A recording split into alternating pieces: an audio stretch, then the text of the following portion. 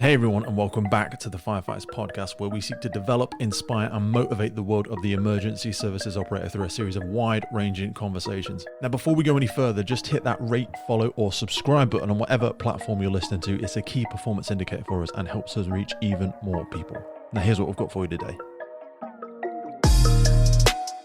Efrem, welcome to the podcast. How you doing, brother? I'm good, Pete, and thanks for inviting me on. I know we kind of already had a little bit. We've already had a little chat this morning, but we had a little catch up the other day as well. And for people that are unfamiliar, you've got a lovely, wide-ranging background. But ultimately, the connection that we came together today, you're one of the co-founders of a Strongmen charity, and you actually came to my attention through a variety of things. Actually, so one is the unfortunate number of servicemen and women who are taking their lives, and then we actually had one of the firefighters on my station 2 months ago, unfortunately, take his life. And then through some of the work I've been doing, obviously as part of SAS Who Dares Wins, and one of my fellow recruits on there spoke ad nauseum with some great compliments about yourself and about what you've created. So we kind of came together, and there's lots of things I want to get into today. But before we came on, we were just talking about yappy little dogs. And I wanted to throw that into the adult context, because it's actually something that I can sort of associate with myself. I'm 6 foot. I tell people I'm 6'5", but sometimes I'm 6'6", but I always say 6'5". I'm a big guy. I used to be a lot bigger as I took a whole bunch of stuff that I shouldn't have been taking. And I was trying to perpetuate this idea of what I thought was a manly man when I was younger. I was trying to be big and muscular and all of these horrible connotations. But what came with it was that aspect of how you perceived as well. And that kind of came to my mind when we were talking about dogs then. So I suppose I kind of want to start by asking you about that perception of men. Why men struggle with certain things, and why we think society has such a fixed stereotype of what we maybe should be. Gosh, I mean, that's one of those questions that I think a lot of the stereotypes that, I don't know, perhaps we build are in our own minds. So you're creating that image for yourself. So to be a man, I need to be 6'5", 15 stone, because there's a perception of that. I mean, if you look at the guys in the films, if you take a Jack Reacher type character, Lee Child's book, they're always Lawrence Dallaglio type builds, and that, I guess, is one of those things that you easily associate with. Is it reality? No, of course it's not reality. I mean, I'm 5'9"-ish, something along those lines, maybe 5'10" on a good day. I'm about 80 kilos, and it's never bothered me at all. I guess, I mean, when you go to gyms and bits and bobs like that, the places are full of young guys sat there taking pictures of themselves, doing not a lot at all, trying to just lift big heavy weights. And I used to say to them years back, I mean, what do you want to do? I want to be big. But what does that even mean? And what is the point of being big? Yeah. What does being big mean? What does that get you? It's not really a goal to be able to do something. It's just making yourself big.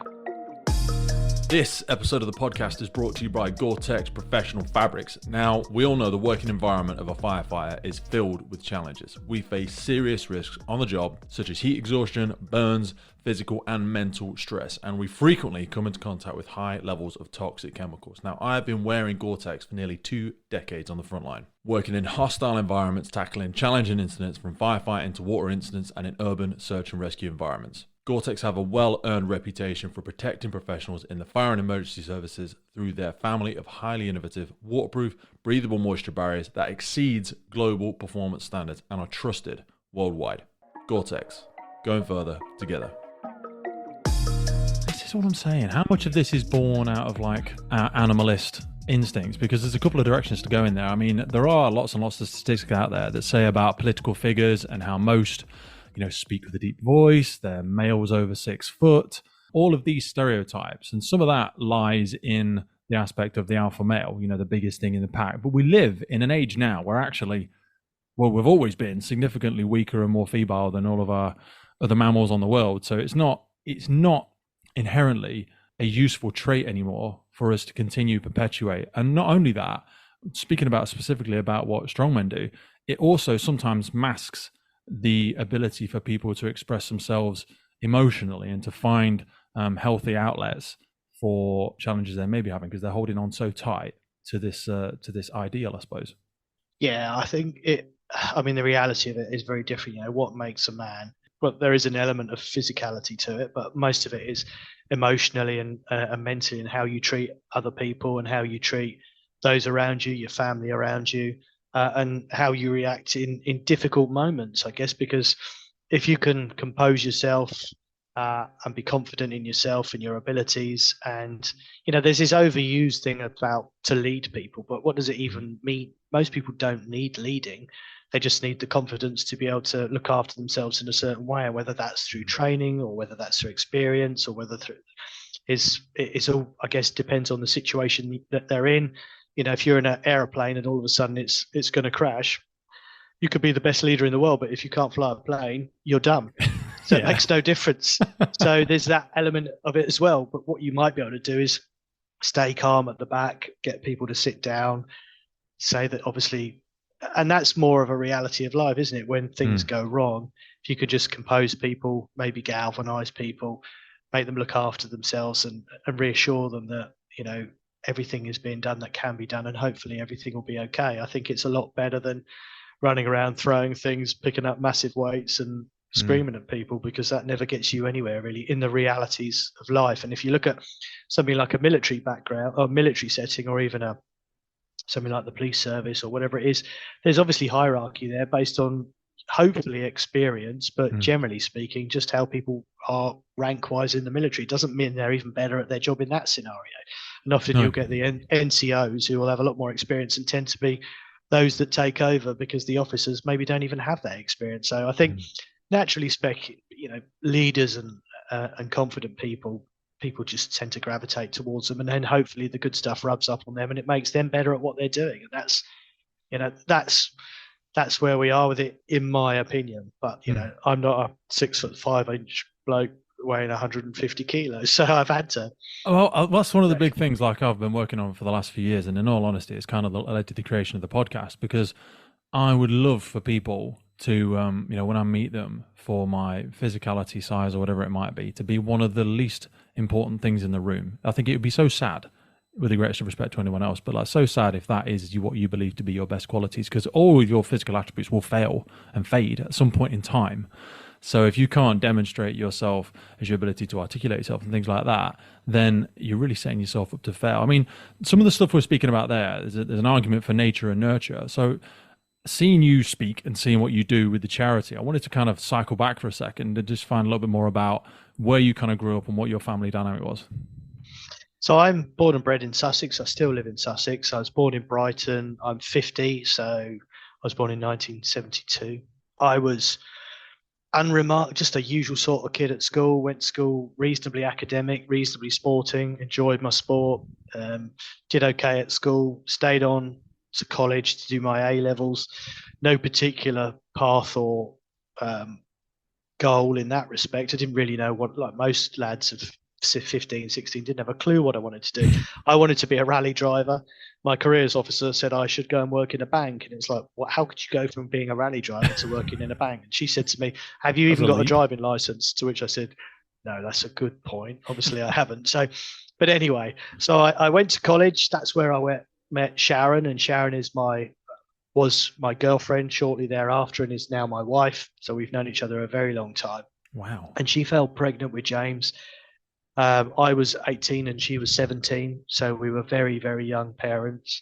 And then things just changed because I realized I had to stop being a bit of a dreamer. I played lead guitar in a band and all that sort of stuff. There was no real responsibility. It didn't, none of that ever came into the equation. So quickly got myself a job, which was in construction. I only literally applied to an advert. I didn't know what the job was, didn't know anything about it, but because they paid me $7,000 a year, believe it or not, was my starting wage.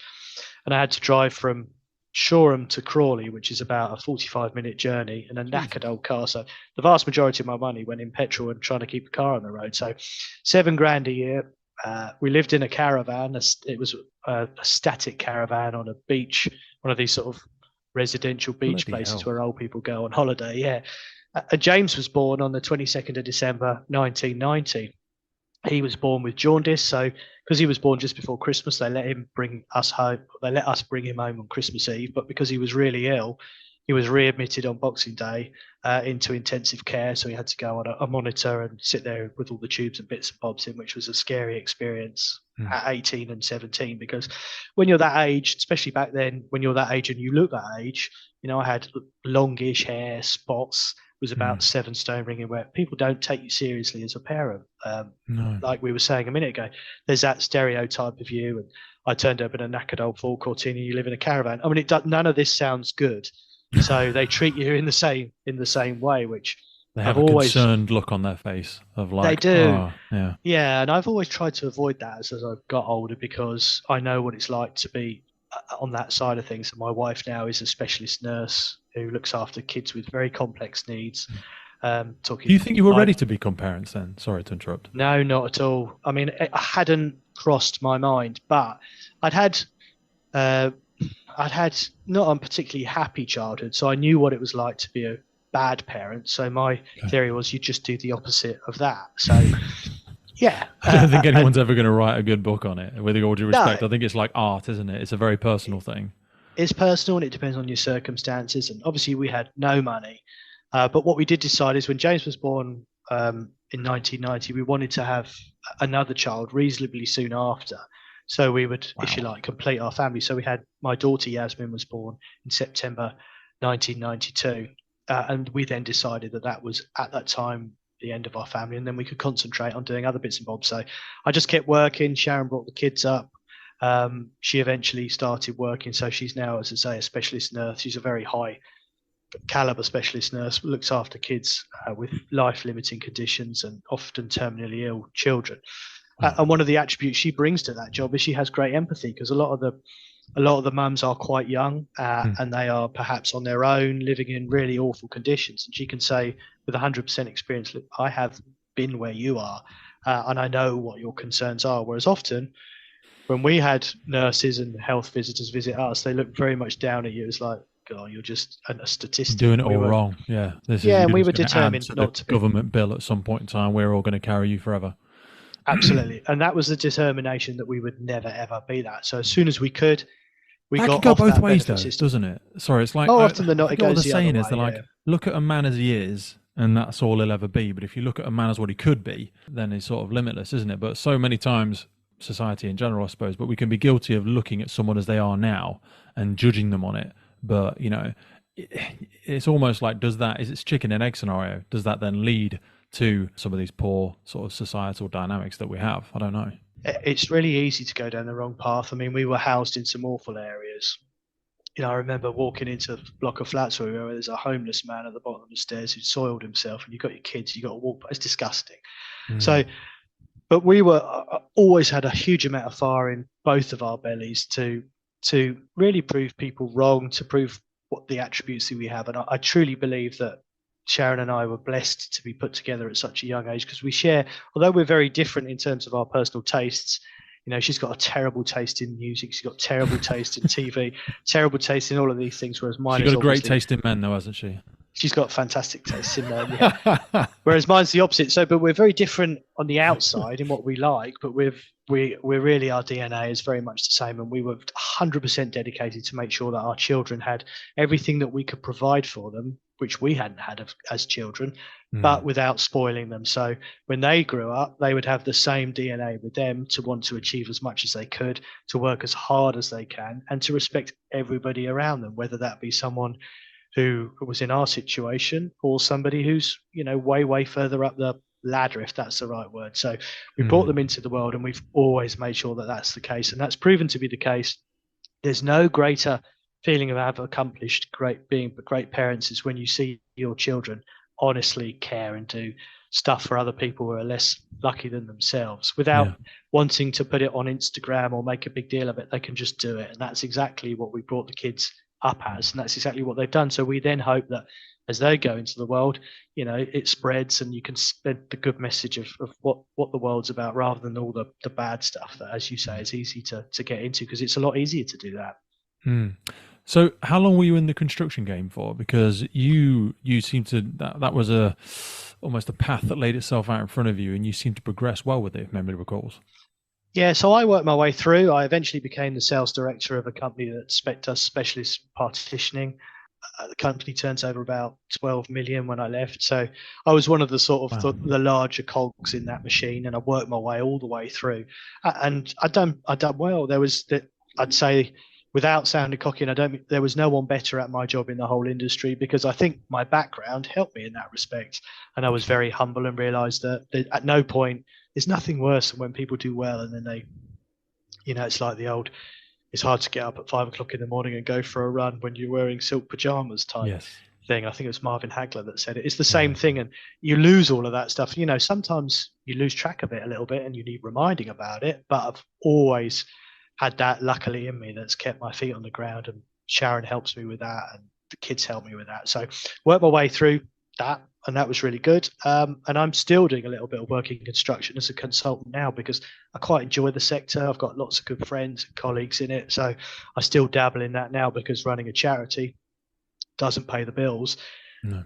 Whereas doing the consultancy stuff pays the bills and allows you to do all the other bits and bobs you need to do. So with your children, so Yasmin and James, obviously something went fairly well, because James chose to join the military. What did Yasmin go on to do, if you're okay to share? So Yasmin is a very, very interesting. So when James died in 2013, she was in retail. So she was working Guildford at the time. So she was in retail sales. She'd done pretty well, but it wasn't what she wanted to do. She was just transitioning into social care when James died, which obviously it was a huge knock to all of us. So she took a career break from that and just really thrashed around a little bit till she found out what she wanted to do. And she actually ended up joining the military. So she became, a combat medic technician. So like her mother, she's got a real flair for everything medical. So she went into the military. She was a part of the Royal Army Medical Corps. She then left the army. She joined Brighton and Hove Albion in their first team in their medical. She was one of only 2 women, the first team medical department, which she did really well for about 3, 4, 5 years as they went through to the Premier League. She then started her master's degree in osteopathy at the same time. Yeah. So she just graduated a couple of weeks ago from the London School of Osteopathy as an osteopath. So she's now doing that as a career, self-employed. So yeah, her career path has she's obviously got that similar sort of determination and resiliency that you guys have embedded within her. So let's talk in and around that, because the aspect of James joining the military at all. Did you have any military background in your family, and how did you feel when James first made the decision that he wanted to join? Well, we've always had an interest. I mean, my grandparents, my grandfather in particular, served in the Second World War. He was in the tank regiment, and my grandmother's brother was killed. He was in a Lancaster rear gunner as a Lancaster in the RAF and was shot down and killed. So we have that background, but it's a few generations beforehand. My cousin was in the RAF. He was a tornado navigator, but not specifically. But I've always had an interest in it, which has really been drummed into me by my grandfather, which I shared with James, and he had an interest in it. He wanted to join actually the fire service, believe it or not, but they weren't recruiting at this stage, which would have been 2011-ish because of the many it's always been historically very difficult to get in anyway. It's a bit of a lottery with certain types of emergency services. Certainly the fire service, it's a bit of a weird one. Yeah, so that was, I mean, he went to college and did sports science, and then he sort of meandered a little bit into the PT side of things. The money's terrible. God, he sounds like me. Yeah, the money's terrible, and it didn't really float his boat. So then there was the fire service, because that didn't happen. So he went to the Army Careers Office. He wanted to be in the parachute regiment, but they talked him into going to military intelligence, because he was very analytical, quite intelligent, as well as physically very capable. And that's the route he took, which was in 2011, joined the military. How did the two of you feel when he first joined? Because there were ongoing conflicts at this time. People have mixed feelings. Obviously, like you say, you have a proud family heritage in it, but it can still be a scary concept when people enter into any frontline sector for certain people. I wanted to jump in and just speak to you about a real ugly truth that despite the fact we are trying so hard, we get way too many messages and emails about mental well-being and mental health. And I recently came across something I think is going to be a real game changer. It's called Genesis. Now, this is really different because it's actually human-led mental and social well-being. It's not just an app somewhere that no one's ever going to use. They provide human-led, regular bite-sized approaches. I'm talking 15 minutes at a time, using language in a structured learning approach to create safe spaces for teams to have these conversations. And they've got a whole bunch of free workshops coming up online. First one is the 23rd of February, and it's built around sleep and performance with Dr. Martin Jones as a human performance and sleep specialist. You can find all this in the link to the podcast. Another thing I'd specifically say looking at is their 90-day program, which has been designed exclusively for wellbeing leaders in the police and fire and rescue sectors. It actually gives you some tangible tools to have these structured conversations so we can genuinely start to reduce burnout, absenteeism, and general poor mental health. It's not just a tick box, guys. So scroll down, have a look in the notes to this podcast. The first one is on the 23rd of February. I'm going to be there. And the reason I'm actually going to attend something like this versus other stuff is because it's human-led. It's actually going to be real people talking in a way that I can relate to, and it's easy to implement with my team. So hopefully I'll see you there. We were on holiday when we found out, and Yasmin and James were at home, and they'd had an argument, and she blurted out that he'd signed up to join the army. So it was a shock.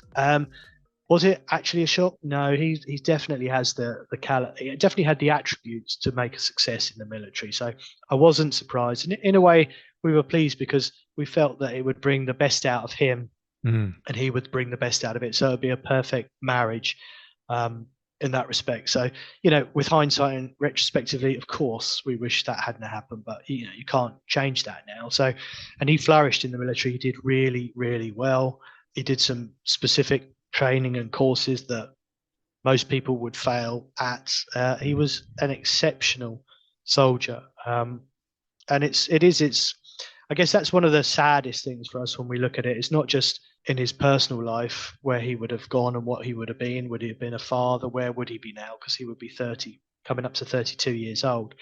Professionally, I think he would have done really well as well. And we keep in contact with some of his close friends that went through basic training with him, and also who he was with in the various attachments that he went out with into the army, and they all speak very highly of him, and they think he would have done really, really well. So it's sad, but try not to think about it too much because there's nothing we can do about that. And who knows what the future would have happened in that 9-10 years that's happened in between. So take us to that day, because I remember when I was reading more about your story, it was this was that pivotal fork in the road around 2013 when life for yourself, for Yasmin, for your partner, kind of took a tangent and perhaps gave you a different perspective on life. Talk to us about what happened on that moment. I mean, it's hard to put it into words. It was just a normal day. James was deployed for the second time, so we had got used to the feeling of him not being here. Not just through deployment, but pre-deployment. He basically went to pre-deployment training, Afghanistan, pre-deployment training, Afghanistan. So in that period, we barely saw him, and he was away for long periods of time. And when we did see him, he'd come back, he'd be knackered. So he just used to see his girlfriend, go out and sleep. So we'd kind of got used to him not being around. Our lives had molded around that circumstance. So did you change your sort of interactions with news at all? Sorry, did you? No. Because some parents speak about limiting their exposure to it because it can send their mind in 1,000 directions. Those things weren't in your head? No, I mean, on his first deployment, we barely heard from him. So we thought that would be the case. But this time we got emails and Facebook Messenger and these bits and bobs. I mean, I had a message from him the day before he died. So, it almost seemed normal to get a message, maybe the odd picture of where he'd been, and then just a short message about what he was. And, some very simple things like, can you sort out this for me? This is about to run out. Literal normal. It's just normal.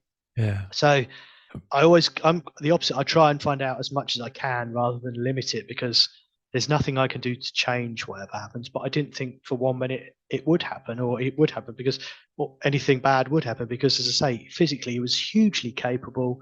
He'd always done really well in everything that he'd done. I mean, he represented the county at football, England schools and colleges. He was an exceptional physical guy and very academic as well. So, but what you learn through life is that doesn't matter if you're in the wrong place at the wrong time.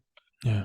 There's nothing you can do about it. However, like we were saying earlier about this leadership thing, and people say, nothing was ever going to get me or kill me, but it doesn't work like that. If you're in the outside lane of a motorway and a lorry just pulls out and wipes you out, there's nothing. You could be Lewis Hamilton and you're not getting out of there. Look at Yeah. Ayrton Senna. He died, probably the greatest driver of one of the greatest drivers of all time. He'd crashed and died. So it happens. So we didn't limit it like that, but it was just a normal day that, like much like any other day, much like today. It was October, so it was kind of grey, cold, not particularly nice, but not particularly nasty. And then we literally got that news, which it just wiped us. Not instantly, that sort of adrenaline kicks in and the disbelief of it kicks in, and the what do we do now kicks in, and the how do we tell people, what do we do, what happens How does the next? news come in? Sorry. So you get I think they're called a casualty visiting officer. So they knock on your door and tell you the news. And then they tell you that you'll be getting a liaison officer that will then look after you the following day. So I wasn't even in. I'd gone to drop some stuff off to the tip, and then I'd nipped into the gym to do a quick session in there, and my daughter was in, and she rang me to say that there was someone there from the army, which I really wish Bloody it hadn't hell. have been her that had to Yeah. have that. I wish it had been me, but there's again nothing I can do to change that. So literally it is the knock on the door that you get, no different to, I'm sure, happens with some of the things you've been involved in Yeah, it fires is. or road Yeah. traffic accidents. It's just, unfortunately, some poor bugger's got to deliver that news, and they do. And then everything just, unravels, and you kind of hang on for a little bit for a period of time. We had repatriations to think about, which are What were the details around James's death? so he was killed by small arms fire. He had been on an operation. It's part of a handover operation between the outgoing Brigade Reconnaissance Force, and he was part of the incoming. So he went out a month earlier than his colleagues just to take over some of the technical side of things. So he was a light electronic warfare technician. Wow. Which is one of the guys that listens on the radio to enemy. They work out where they are, and then with intelligence work out what they do next. So as part of the operation, as it finished, they were just withdrawing from their area, became dangerously exposed, got into a firefight, and James was shot and killed instantly. So it was as simple as that. And it was, problem is you don't get this information. You get very limited information because obviously it's from That's got to be halfway around the so world. difficult, not having holes in the story. And it's kind of like, I get it, because potentially in some of these cases it may be a criminal case of the conditions of how they were passed. But as the recipient of that information, I think that's where perhaps the first responder community is a little bit easier, because of the majority of the time you can give almost all of the details. Yeah, it is difficult, and it's something that the MOD don't do particularly well. You'd think they would have mastered it by now, but they haven't.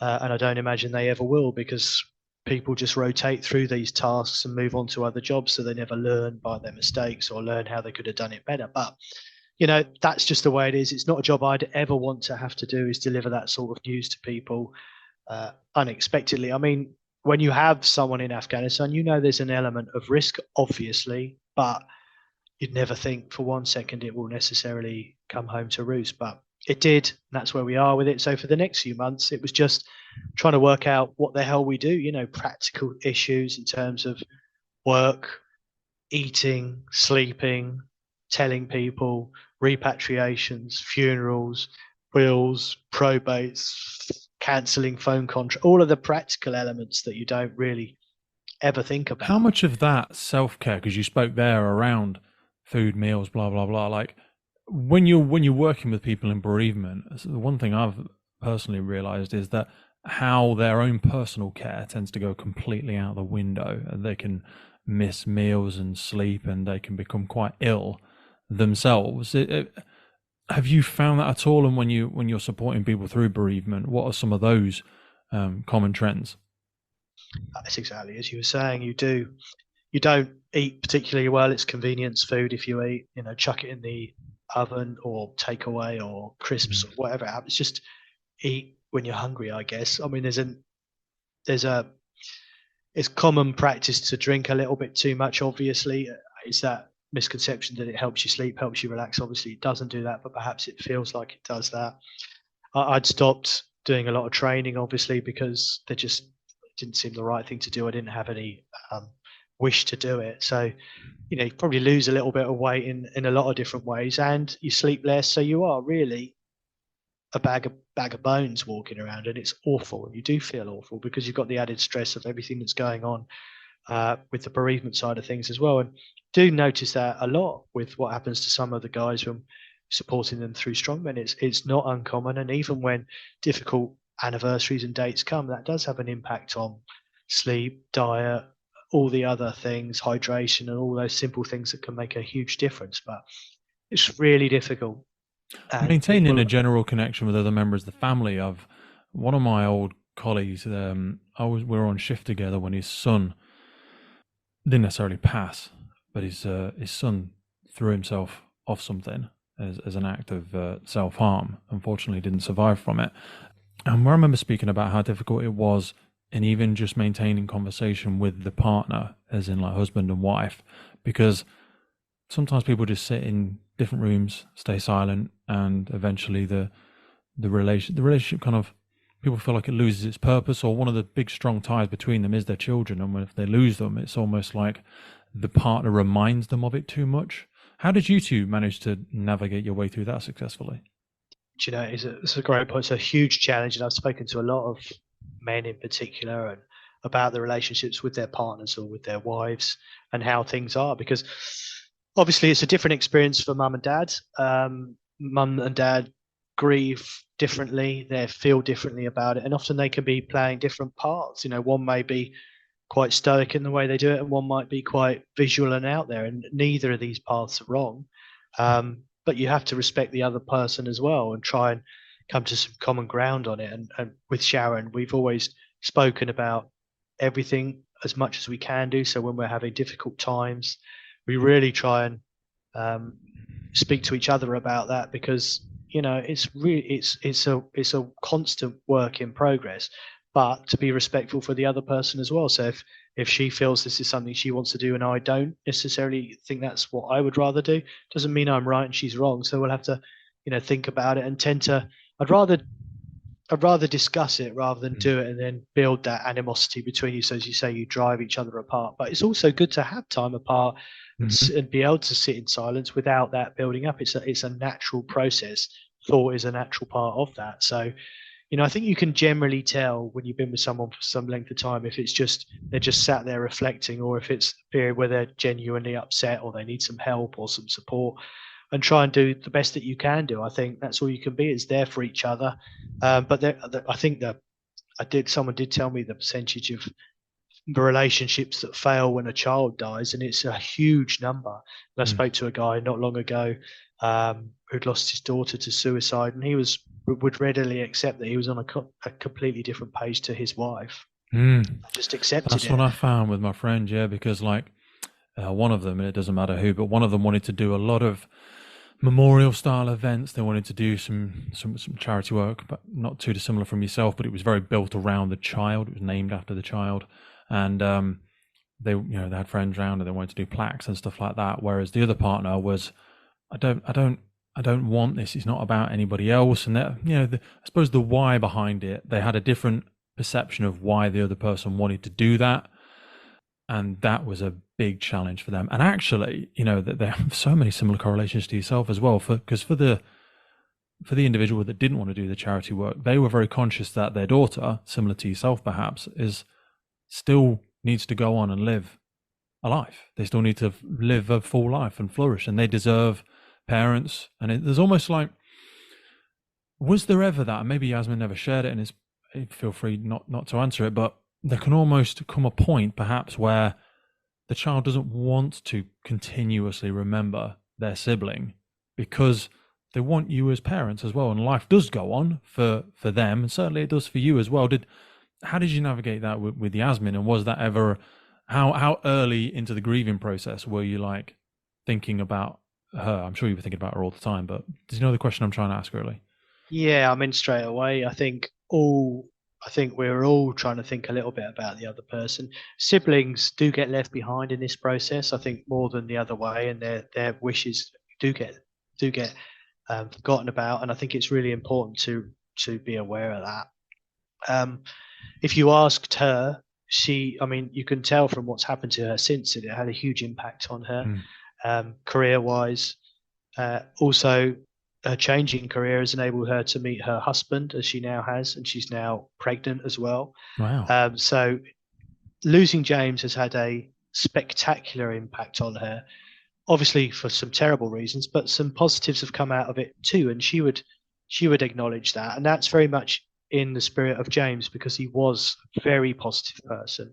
He was a very driven person, and as is Yasmin, as am I, as is Sharon. So I think I can completely appreciate what you're saying about your friend and how they feel so very differently about it. And I guess it often also depends on how long time has passed, because in those early stages, it helps to fill the space that's left behind. People put a lot of their work into charity or doing good things, as I think most people do, just to fill that space and feel like you're remembering them with a purpose. But as time drifts on and it becomes longer and people forget a little bit about it and it's not so current, then it can build that sort of animosity, because why do these people are not interested anymore. So I think you've got to be aware of that at all stages. But I think it really is crucial to say what you both want, because you bring your children up in a certain way. Again, you can disagree with things like discipline and structure and all these things, and you come to an agreement usually. So the same thing I think needs to happen. You need to have that conversation. And if we were to ask Yasmin, which we did do, and we've always been a solid three, and there's no hierarchy, just because we're mum and dad doesn't mean we outvote her. If one of us said no to anything, then it didn't happen. It was as simple as that. We had to be completely unified, and that's how we would always do it. So if one of us said, I'm really uncomfortable doing that, I don't think that's the right thing to do, and I don't think it's what James would have wanted, then we would say, okay, let's maybe park it for 6 months and come back to it again. We won't do it now. And then what you find is 6 months later, you don't want to do it anyway. So it obviously was the right thing to do. And I think purely I don't know if I'd have the discipline to do that. Yeah, and I'm sure but I never would know unless I'm unfortunately ever in that situation, which of course I hope I'm not. But there's an irony of discipline. Like, I would always say, oh, I'm a really disciplined person, but actually I'm less disciplined when it comes to not doing things, if that makes sense. Like, I'm disciplined in terms of, oh, I can do this and I can exercise and I can work really hard. But when it comes to not doing something, there's almost I don't know if I would have that in the way that you guys have met. I think I might end up breaking my family, because I'm several spectrums probably, and I don't think I would deal with it as well. See, but that, which means that you probably wouldn't. And I think that's a big part of it. And when you do cock it up and you get it wrong, and you do something you wish you had, you learn from it really quickly. And it's a case of, do you know what? I won't make that mistake again, because these are important decisions. And once you put stuff out there, it's always out there. And if it doesn't feel right, or if it didn't have the right effect, then I think you feel, these are bigger decisions than they are in normal life. These are big decisions. All these decisions you make around loss and death and bereavement and what you do about it are major, potentially life-changing decisions. So you do reflect about it. You learn very, very quickly. And because you're aware of your own shortcomings, you factor that into how you do it as well. So, you may say, yeah, you two disagree with me, but I know I'm right. But then you also say, the problem. Yeah, but you also say, but I know I'm a stubborn git, and what I've got to do is take a step backwards, and you will do this because you're wrong. Even if you're right, you're wrong because you've been outvoted. And if even one person says no, then you don't do it. You have to be unified if you want to survive. If you're not going to survive, or if that isn't your main concern, or you're just taking it on the basis of what will be, then you probably will go down that route, but you will probably reap the consequences. So you've got to be really mature about it, really deep about it, and think about all those peripheral things and what impact it may have. And obviously what you don't want, or what we didn't want, is any of the three of us to feel resentment to the other ones because something had happened that they didn't want to do. So you just park it. You just say, okay, no. And I'd have to say 99.9% of the time, it's proven to be the right thing to do. If in doubt, don't do it.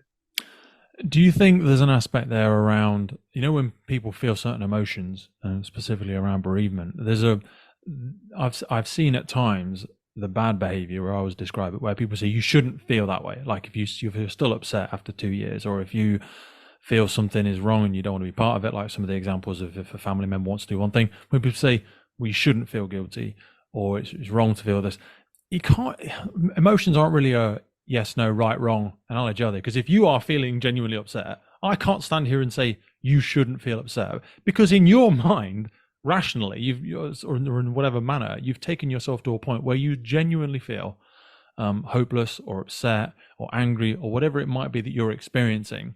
So I suppose the worst thing to do in those moments is to try and deny that person's emotion and blindly carry on yourself. Be patient with people. I mean, we've just put the Christmas tree up. It's taken us 9 years to put that Christmas tree up since James died. His birthday is on the 22nd of December, so Christmas was always a big thing for us. So we haven't put a Christmas tree up for 9 years. My wife put it up this weekend, so a massive, massive day for her. Was that a huge conscious challenge thing then? Sorry, or was it just you like weren't looking forward to this time of year, or you resented it, or was that a conscious thing that you felt bad to celebrate in a period of time where so much emotion came back? Maybe, I don't know. Just a very difficult time of year. Really, really difficult time of year for us, because Christmas we were, particularly my wife, a very Christmassy person. Christmas was a massive thing, and it just didn't feel the right thing to do. I would never have said to her, let's put the Christmas tree up, shut up and get on with it, we've got to do it. Or consequently, after 9 years, I couldn't, it wasn't right for me to say, I don't want the tree up now. We've not had it for 9 years. It was like, whatever works for you, I'm happy with. Because for me, it wasn't as big a thing as it is for her, but I can see what a massive thing it is for her. So, but what happened was last year, our daughter got married on James's birthday. So on the 22nd of December, we have a positive side of it. Yeah, it was challenging, but what we thought... Was that a conscious decision, sorry? Yeah, 100%. So it's put a positive thing on a difficult day. So now it's not just James's birthday, it's Yasmin and Luke's wedding anniversary. And it feels right. And that's what I say to you. It just feels, when they were looking at the dates, there was certain dates that came up, not just his birthday, but other things that had happened. And this just felt like the right thing to do. So in discussion with all of us, it was like, do you mind if? It's like, now let's have a think about it. And 100% no, it feels like the right thing to do. But we could easily have said no, but it was just between all of us, we came up with that decision. So now I think has unlocked other things. So now we not celebrate Christmas, but it's more normal for us to celebrate Christmas in a traditional way. Unfortunately, it means this year, on her first anniversary, she'll be away for James's birthday and her anniversary. But again, we also know we appreciated that when we made that decision. So that's what I'm on about when you're thinking about all the periphery. It's like, okay, so that'll be Yasmin's wedding anniversary. So whereas we've always spent the dates together, we might not do in the future. And it's like, do you know what? That's absolutely fine, because we're still very close. If she's not physically here, it doesn't matter. It's the best for all of us. And so it's a real gently, slowly approach to things. But there is nothing worse when people say, oh, you should be doing this now, or it's not what the classics, not what they would have wanted. Yeah, well, they wouldn't want to be dead. And if they saw the impact of their death, if they saw the impact of their deaths on you, that would make them feel even worse. So let's not even go down that route. So that's always the case, you know, isn't it? It's just like, it's got nothing to do with you. You can't solve the world. There's no such thing as an Instagram quote to mend this. Just let me be. Just let me be. So how did things change for you after James's death? Because that really brings on, I mean, obviously there was the charity, there's some of the efforts, and there's some of the other adventures that you've been on since that. How did it reframe life for you, losing your son as he flourishes into his adult life, really? Everything's changed. I'm a different person. We do look at it like an BCAD sort of thing. Everything is before James died and afterwards, which sounds bizarre. Even kinds of, what year did we go to Mallorca? Oh, James was with us, so it's before too. It's bizarre. So we're different people. Yeah. We have different experiences. I wouldn't be talking to you now. I wouldn't have been on SAS Who Dares Wins, etc. So every part of my life is different. I probably wouldn't live in this house because we wouldn't have moved when we moved. I wouldn't be doing the job I did. I never would have met Dan. There would be no Strongmen. Every part of my life has been impacted. And but why did you want to change though? Why didn't you just grieve and then carry on as usual? Why? There is no usual. I mean, I accept that everything's changed, and I wouldn't necessarily want or be able to go back to the old thing, because those superfluous things like careers and holidays and cars, they really don't matter as much as they did before. Now, I'm not saying we don't like to enjoy holidays, traveling, nice things. Of course we do, but the emphasis has totally changed. So it's now a case of, we've got so many extra plates to spin. So we're constantly thinking what's best for us, me personally, my wife, my daughter, my son-in-law, all these different aspects come into it. So they all have to be brought into that equation of why we do things. And we come to a stage in our life, we often talk about it. I'd say I'm 50, Sharon's 49, our daughter is 30. She's just about to have her first child. What do we do next? So we're in a house Chapters that's of a life, reasonable yeah. size. Yeah. Where do we go next? What do we do next? What happens next? So we're in that limbo stage at the moment where I think in the next 3 or 4 or 5 years, we'll know where we've got to go. But we also just let the current take us there a little bit. And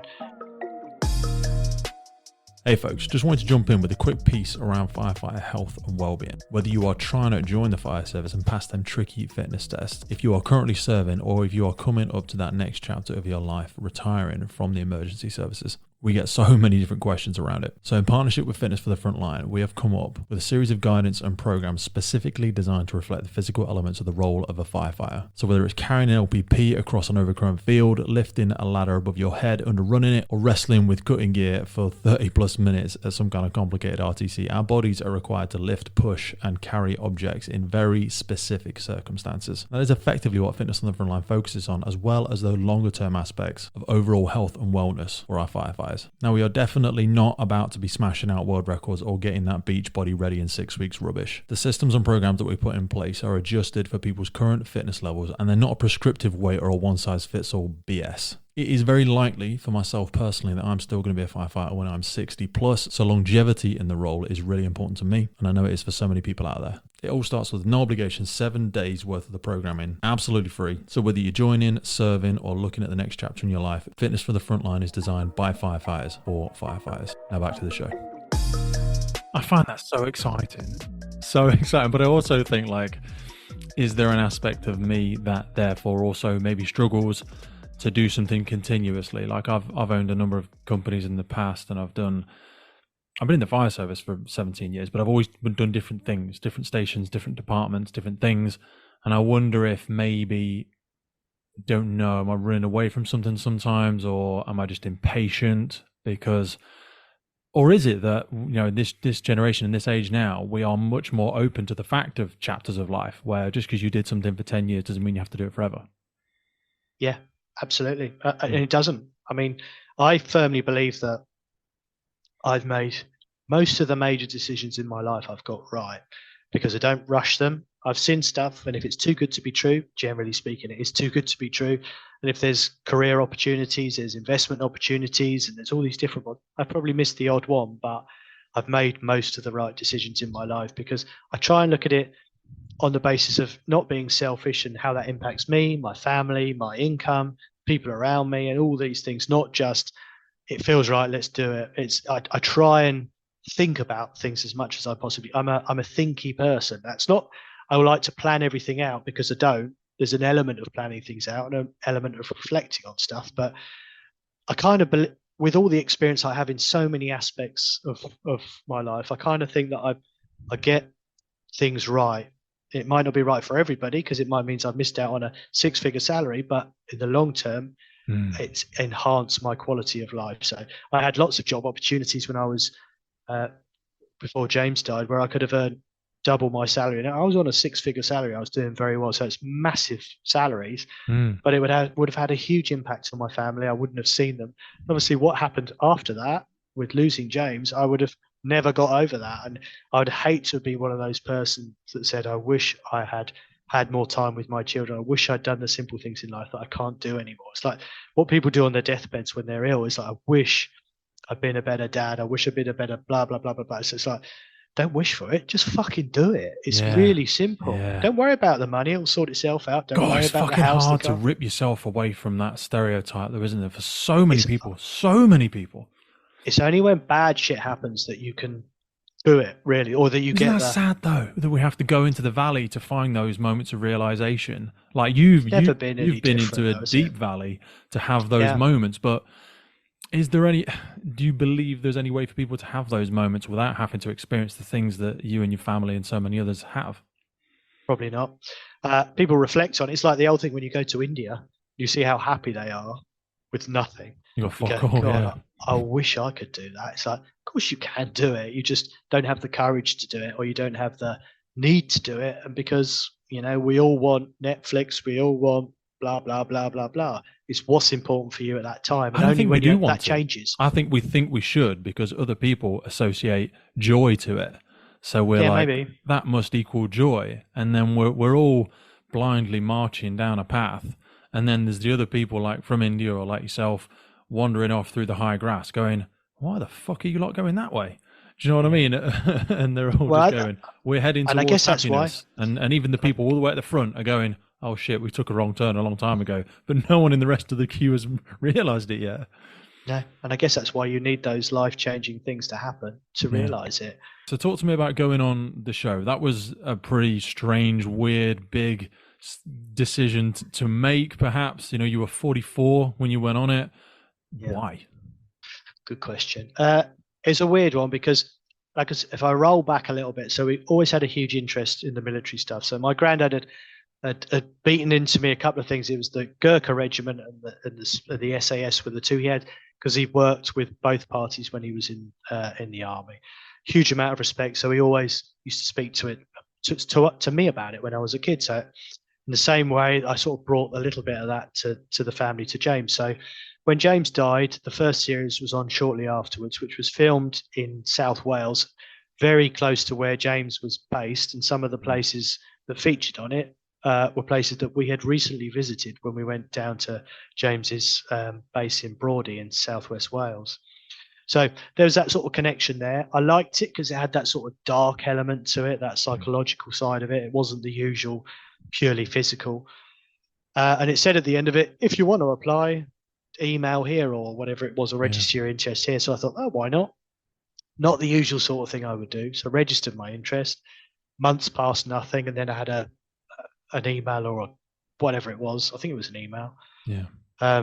Do this, fill in this, come to this test, which I did, which I passed. As you know, there's a number of physical tests, there's medical stuff, there's some psychological stuff. It is long. I mean, this was series 2, so it probably wasn't as many applications. It was men only. So again, so I remember turning up to this little TA center in somewhere around Clapham, full of like ninjas doing stuff.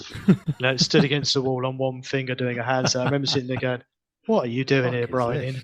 Yeah, you're 43, I was at the time. You're an old man, creaking and aching. It's like, I'll just do it and see how you get on. So went through that, and it was great to see how many of these ninjas failed. And I just sort of waltzed through it. And before I knew it, I was at Heathrow Airport with a pair of boots on, heading out to Ecuador via Madrid, thinking, well, that escalated quickly. And there you are, aren't you? It's just weird. It's like, I never thought that this would actually lead to this. And here I was in a bizarre part of the world like yourself. And that's part of it. You know, people don't appreciate the environment and the travel and all the new, you know, when you go from Heathrow to Madrid, Madrid to Quito internally to Ecuador, you're jet lagged, you're feeling like shit because you've not really eaten, you've not drunk anything. There's none of the kit or supplies that turned up. There'd just been an earthquake in Ecuador. There was the Zika virus. It was always this, also the second series. So those lovely waterproof mic things that you were wearing, we didn't have that. Those developed because we just got massive scabs across us and sores and stuff. So we were very much the trailblazers for the overseas stuff, I like to call it, the originals. So I don't know how. I remember standing there going, you idiot. You absolute idiot. Plum stood here with these 24 other blokes. Bizarre, what did you but I loved hope to get from the experience? What did you think was it that connection to James you wanted to feel, or was it just outside the comfort zone? What were you hoping to get from it? Because that's one of the things they always asked us is what do you want? Yeah, why are you here? I mean, I think there definitely was an element of connection. I wanted to just get an understanding of what it might be like to go into these environments, but I didn't really think about it, if I'm honest. It's not something I thought, what do I want out of this process? I thought, it'd be good, it'd be fun. It'd be a great experience to do these things and see these things. And obviously I thought I was going to smash it and it's going to be great. But I don't know if there's any one reason. There was lots of different reasons why I did it. The first series that I enjoyed and where it was, kind of felt like I was a little bit drawn towards it. One of the main things that I got out of it was I had some medical issues while I was in the jungle. The doctor we had at the time, Sundeep, which I don't think he's done the last few series, he sent me back to get some tests when I was back in the UK, which eventually led to my diagnosis with prostate cancer. So I had prostate cancer while I was doing all of this and experiencing all of this. So, and if I hadn't have done it, it would never ever have got found, because even the symptoms I had weren't really symptoms of the cancer; they were just general sort of symptoms. So it would never have been found, and I would probably be either dead now or on the way to being dead. So that's whatever happens, and I look at it in a fairly spiritual way, and I honestly think that something drew me towards that, and whether it was James or not, or whether it was just me knowing I wasn't well, I don't know. But I genuinely feel that that was the main reason why I did it. So when you weren't feeling well over there, when would this discovery of cancer come through? So I had different tests when I got back to the UK. Um, Everything ranging from a bladder scan, which is deeply unpleasant, to a prostate examination, which is deeply unpleasant, to a CT scan, MRI scan, and eventually a biopsy, which is where they picked it up. And I had to have my prostate removed, which is a fairly extreme operation, mainly because I'm a youngish person. So they felt like I should live at least another, let's say, 30 years, 40 years. So it was worth taking it out rather than going through radiation. Or some of the other treatments that are available. How did it feel getting told that you had cancer? Didn't bother me at all, to be honest. But destroyed my wife. She was in bits. Had to ring my daughter and tell her, and she was obviously deeply concerned. But having been through what we had been through, it was, if I had a heart rate monitor on, I don't think it would have changed at all. It was like, really? Oh, well, next thing, off we go with that. So that's strange. Bizarre. Yeah, I think that worried me a little bit. Your relationship with mortality, had it changed through time, or had you always kind of been that way around it, or do you think you were numb in some way? Or because I think that sounds strange. It is strange, and I'd say my opinion on mortality had changed, and definitely has changed. It may have gone back slightly more towards what it was, but I didn't care if I died at that particular. Obviously, I did care if I died, but if it was to be that I was going to die, it wasn't what it would have been. How I would have felt before I'd been through losing James. So I was okay with it, if that's the right word. Obviously, I didn't want to die, and I was conscious of the impact that it would have had. Instantly, I was conscious of the impact it would have had with Sharon and Yasmin, and I was determined to do everything I could to treat it and to fight it and all of those sort of things, which I did. But if it was one of those things where there's nothing I can do about it, there's nothing I could do about it. So I have always been a little bit like that. If there's nothing I can do about it, then there's nothing I can do about it. I'm not going to worry about it.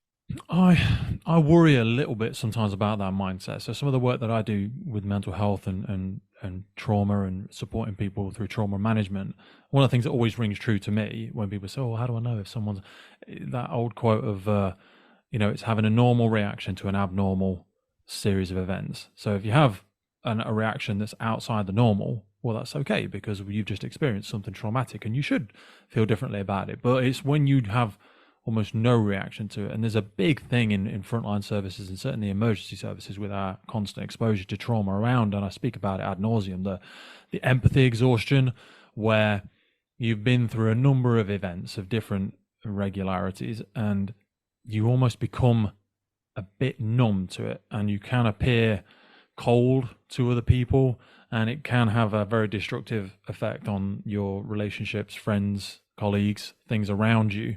But you just kind of dealt with it. Yeah, I'm like that though. So if I've always been lucky that I'm relatively calm when bad things happen, because I do take a bit of time to think about it properly and the impact it would have, and then get some of the medical advice and see what they say. They're the experts in this case. What impact will it have? What are my options? Then I'll talk to the family about what's the best, it's my body, but what's our best decision here? And I mean, they're just like, whatever they say, get it done. And it's like, okay, I get that, but let's also put some of the other, what impact will the surgery have on me in all sorts of different ways. So I like to be fully compliant with all the facts before I do make a decision like that, and try and make the right one. But I tend not to flap too much in most situations. Flap's the wrong word. I couldn't think of a more articulate word, but I tend to sort of take my time with it. Now, that's not to say when I was sat there on the trolley waiting to go in, which was bizarre on a Saturday morning in Guildford, I was fortunate to have private health cover. Literally no one in the bowels of this hospital, just two doctors. One was doing like Rocky stuff, walking up and down, psyching himself up. I remember thinking at that time, oh shit, this is more serious than I thought it was. And then I woke up like 7 or 8 hours later, and it had been quite a difficult operation. It had been more widespread than they thought, which would have been hell on earth to Sharon, because she's, being a nurse, she understands it, and she was in conversation with them. So fortunately, There's I just a burden woke up. of knowledge there, isn't there? It's almost like you know a bit too much about stuff, and you're like, oh God, I've seen that. Ignorance is bliss. Yeah. And I just literally woke up feeling like, that's the weirdest thing, is I went in as a fit guy and I came out feeling like an old man who'd just been smashed around, which I had been for 6 hours or whatever it was. So I went in feeling all right and I came out feeling dreadful, which was, and then you think, that was surgery the wrong is traumatic, decision. very traumatic on the body. You know, again, having gone through it recently myself, they always say with any injury and stuff like that, if you can treat it without surgery, it's good, because it's very traumatic on the body. And it's lots of stuff like we were just saying before I came on, that things you just don't expect the body to react to or take so long to recover from. You did, obviously, through the show, meet Dan Cross, Ollie Ollerton, some of the people you've taught. How did the arc of that relationship coincide with the show and also your cancer treatment and recovery? So I met Dan through the show. He did the series after me, did the third series in Morocco. Dan had lost his wife in 2015. Ollie put us together. He'd obviously met Dan through the show and thought we had some sort of shared experiences, which clearly we do. And then we'd both used well-being and exercise as part of our recovery. So we felt, Dan had an idea that he wanted to put something together to help other people like ourselves using exercise and getting into that sort of groups of similar experience. And we started the conversation. So Ollie wasn't really part of that. What do you think drove Ollie to do that? Because that doesn't seem, Ollie's a busy guy, as they all are, as we all are.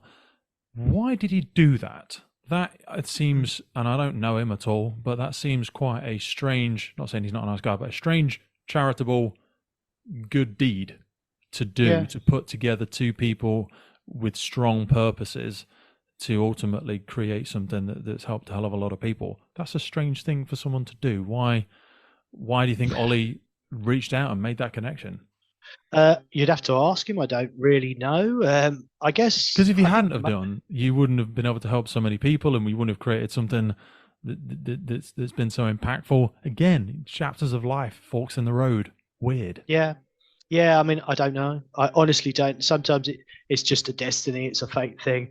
Put us together, and then we started that conversation, and it ebbed and flowed for a while, and eventually we came up with Strongmen, and we're now a registered charity. We've been going for 3 years as a charity, and a year earlier than that as a CIC, and it is a fantastic opportunity for both Dan and I to give a little bit back. It helps with ourselves, with our own healing, gives you great experience in dealing with people and dealing with different aspects of life. And no matter how bad you think your life is, there's always someone worse off than you, and keeps you humble, keeps you driven, keeps you determined, keeps you all these different things. Unfortunately, Ollie didn't stay involved for very long. He just helped us initially set up, and then soon Dan and I sort of took that forward. And we got to meet people like Jeff Brazier. We met Jeff through the show again. He was one of the psychologists in the show. Victoria, I'm not sure she was part of yours as well. Victoria is still part of it, yeah. Yeah, she's great. So she put us together with Jeff. Jeff obviously has an experience with bereavement. He lost his biological father, was the captain of the Marchioness, and died. Obviously, Jay Goody, so the experience of bringing his two kids up. So all of these things, we've met these great people through the show. And again, it just kind of, I don't know why it happened. It feels like it kind of was, we were just sort of magnetically drawn in that general direction. I think it's one of the great successes of the show. That charity is 100% formed in the ashes of SAS Who Dares Wins, because without that, definitely Dan and I wouldn't have met. And you're not ever daunted or nervous about the prospect of starting a charity? Because I'm involved in charities. I support charities, but very massive, colossal jump between supporting something and being responsible for it, and being so closely associated with it and almost being an ambassador for it. That's quite daunting.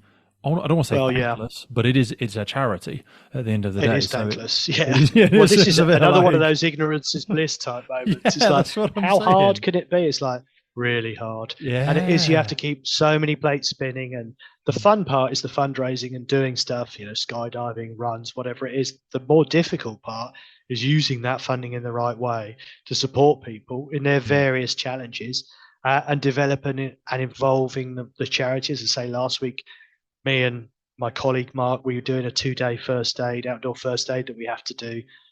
Update for all of these things have to happen going on in the background. The safeguarding and the well-being of everybody we look after is key, really, but it's often an area, it's not particularly glamorous and it's not particularly easy or nice, but all of these different aspects. Fortunately, my background in business previously has enabled me to wear lots of different hats, and I'm quite good at doing stuff, dividing it up and putting it into a little bit of a structure, and I love it at that. Yeah, it's difficult, but you get better. You do get better at these things when it goes wrong. Exercises in business like Belbin, or they also do skills finders, or like Myers-Briggs was the old-fashioned ones, and like you have the doers and the speakers and the innovators and the completer finishers. I'm crap at that back end of stuff. I'm very much like, let's go forward, and I'll keep churning up the grass and throwing it over my shoulder. But if you haven't got wonderful people like yourself with those different skill sets, who are often sometimes the unsung heroes, and I'm sure Dan also has, and the other members of the team, your partner included, have a myriad of skill sets that they all bring to the table. But without those boring bits, the vehicle doesn't go anywhere. It's almost like they're the wheels, you're the engine, but without anything else, it's not going to get driven forward. Absolutely, but you know that, and that in itself is all you need. You need other people around you. I know I need other people around me to make sure, especially with a charitable effort, because like people, you want to hold people accountable, and when the purpose is so like you get driven by the why is so important to you. You're like, oh God, why is it not this important to everybody? Because some people will be like, yes, well, there's a lot of charities out there, Efrem, there's this and that, and you're like, I struggle with that. I struggle with that. That is hard. I mean, it is hard, and I wish people think that you run a charity, you knock on a door, they open the door, throw loads of money out, you go empty the shelves, have whatever you want, but it's not the reality of it all. There's lots of charities out there. It's its own competitive industry. You can only plough your own field, and that's what we do. We've learned by our, sometimes you put a lot of time into something that doesn't really work out, and if it does, it's not what you wanted. So you learn quickly what works. You learn what people waste your time. You learn what is a waste of your time resource, and you just go down that route of working as best as you can, like anything. But charity is hard, really, really hard, and obviously with COVID and other cost of living crisis, it's even harder than it's probably as hard as it's ever been. Yeah. But no point of looking and moaning at people and going, why can't we have that? Tough shit, mate. You haven't got it. You've got to just deal with what you have. You've got to find that somehow yourselves. And that's what the challenge is. And it's a daily challenge. How do we get that, which will make us get that, which will make us get that, and so on and so on and so forth. But the more people you talk to about it, things like doing this, makes people aware of it. They talk to people. The charity does as well, though, is and it's one of the kind of like, I'll be honest, it's like one of the selfish reasons that really appealed to me is the kind of weekend experiences and stuff, because people receive treatment and benefit from treatment and or support in very different ways. And I mean, in the fire service, there's various brigades just do these informal kind of walk and talk, and they're just kind of social groups that are set up. But I feel like that is a very significantly smaller or simpler version, perhaps, than the complexity of some of the stuff you do, where you take these groups. What is it about those outdoor experiences that you feel walks so well hand in hand with the process of bereavement, or people's ability to kind of open up in environments like that versus meeting in village halls or something like that? Let me put this back to you. The people you've just done SAS with, are you keeping contact with them? Yeah, all the time. It's a little WhatsApp group, and I've had them all on the podcast. And yeah, we've got plans to do stuff together next year, like I'm in Snowdon and things like that. And is it a different friendship to any other friendships you've got? Yes, 100%. There's a very strange connection. Same process, share, isn't it? It's exactly the same. Some of the thing that we learned from our experiences on the TV shows, how a big group of complete strangers from completely different backgrounds would never have met each other can bond so quickly and uniquely. So our SAS Who Dares Wins is loss and bereavement. That is what binds us together in the same way that does. Oh. So we have that unique connection. A lot of it's physical because you've shared that, you've lived together outdoors, same as what we do. So we've just replicated that, or scaled it down a lot, obviously, because we don't want to beast people and break them. What we're trying to do is build them up and not. We're just trying to build them up and repair them, for want of a better word. So we provide that environment, the backdrop, outdoors, camping, barbecue, climbing a mountain, looking up, trying to achieve that, some of the activities we do. So it's the same process. It's exactly the same. It's just what binds us together is different. It's not the experience we've had around the world in I think SAS. there's something so unique about how that helps people process things, because it's almost like when I've done similar things with people, it's like we're about to undertake a challenge, big or small, and this one, and I looked at some of the experiences that you do, Snowdon being an example. Mentally, and you by yourself, or even though a lot of what you do is also peer support, so there's obviously a coaching / mentoring / peer style support as you go through these adventures, but it's almost like a physical manifestation of going through a process. There's a start, there's a middle, there's some suffering, there's some challenge, there's some bonding, there's some sharing, and there's a sense of achievement and a sense of accomplishment, and that you can get through things, lots of things, very varying in difficulty, varying in physical or emotional. And I've found them to be very, very effective, even though sometimes you don't even need to share, or it's not like you're going to hold hands around a campfire singing Kumbaya. That's not what it's about. Some people can probably go on some of these experiences and perhaps never share some of the things they've gone through and still find tremendous benefit from it. Have you found that? 100%. Absolutely. Yeah. I mean, we get there and it's within minutes it happens. It's like we're always slightly concerned because we don't know the people, we don't know the dynamic, no one knows each other. And we always think, oh, maybe this group won't bond so well, but every single time within 5 minutes everyone's helping put tents up, everyone's mucking in. And some people, like you say, speak about their experiences. Some people don't say a word about it, but they'll have chats in other departments. It doesn't matter, but you all know you're there for that reason, and you're going through that shared experience. And as a group or as a team, you've got much more chance of reaching or achieving what you're trying to achieve than if you sat there on your own, because you go, oh, it's pissing with rain, I'm not going to Snowdon, I'll do it another day. Whereas you go, I know I've got to go, it's all laid out, this is the job, blah, blah, blah, blah, blah. You just got to turn up on a given day, a given place, and everything else will be taken care of. So that's the big thing as well, is the fact that people worry about the complexity of doing something like this. They feel strongly they would benefit from something like it, but it's actually very difficult to plan this sort of stuff yourself. I just had a mountain leader on the podcast from a member of Scottish Fire and Rescue Service, and he facilitates things like that for his brigade professionally. But he says that it's amazing what people get from experiences like this if you can take away some of the scary complexity, because it's no more or less challenging just doing it yourself. But if people wanted to spontaneously go out there and do it by themselves, we could end up, and there are a number of people die, just walking and mountaineering and fell running every single year. Absolutely. Yeah, you've got to be respectful for the elements. Snowdon is still a mountain, and the weather is what it creates the battle. Yeah. Even in the middle of summer, you look at it and go, how can snow on the top?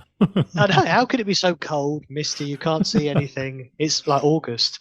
It's bizarre, but that's also part of the sense of achievement when you do get up there and down again. It's fantastic. I mean, there is literally no better place than the outdoors for this sort of stuff. It's just sat in a classroom, sat in a doctor's surgery, sat in something. It's like, oh, Jesus Christ. I mean, straight away, you're like, I don't want to be here. I just don't want to be here. Don't want to talk to you. You're outside in Snowdon. This place has been here for hundreds of thousands of years. We'll be here for hundreds of. You look around, you go, just a speck on the horizon. That's all I am. Whisper of a flash of a blink of an eye in this whole big turning great world. Leveler. It's fascinating. Yeah, great leveler, and off you go. And it's the perfect backdrop, and we absolutely love being up there. It's stressful. There's loads to do. Dynamics of people. It's never an easy process. And by the time Dan and I get back, we are knackered. Yeah. But every single time it's done the job and it's helped people. And that's what it's all about. It's fantastic.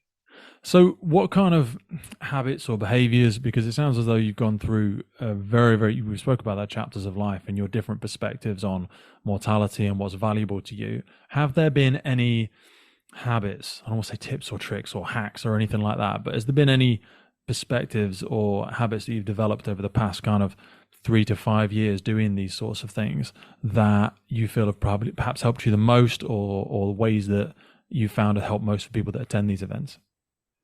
100%. So for me, I diary in advance of what I'm doing the next day or the next coming day. So I'm organized.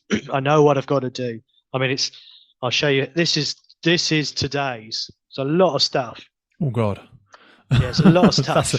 That's a full page of, what is it, A5? There's a lot of stuff on there, brother. There's a lot of stuff, but without that, I would fall to pieces. So my days are arranged in advance, and I also do a diary afterwards. I reflect on what I've done, how I felt, what challenges I've had, how I've dealt with them, interesting things that have happened. It's not for anyone to read back. I've never read it out, but it's nice to download it into a physical thing. It feels like I've sort of processed it a little bit. So for me, that's a massive, massive tick in the box. I always live in difficult times like a dog. We spoke about dogs earlier. Literally, you don't see unhappy dogs unless they've got grim owners. They literally live in the moment. They don't worry about the past. They don't worry about the future. They just deal with it as it is, and they're happy. So when things get tough, that's what I do. I don't think about what might happen at Christmas, for example, 10 years. It's something I can't control. So I try and live a little bit like that. And probably like you, I do a lot of physical stuff. I keep myself active. I try and train 3-4 times a week, doing stuff I enjoy. Hasn't got to be crazy ultra marathon shit, but it's just about connect, because your body can also produce so many of those natural chemicals. You haven't got to throw in the caffeine and the not there's anything wrong with SSRIs or antidepressants or anything, but it's like, give your body the opportunity and have the patience to help you. Like the same you said about diarising as well. I forget what the quote is, like, if you stay in your head, you're dead. You know what I mean? Write things down, contextualize them. Sometimes when you put things on paper, even though it's a big list like you've got today, it can almost be less overwhelming because you're not in that frantic mind of, God, I don't want to forget. What have I got to remember? Yeah, absolutely. And there's nothing. Your mind will always fail you. It will. Just like we're human. Don't say I'll remember all this, because you won't, and you'll only feel terrible when you forget it.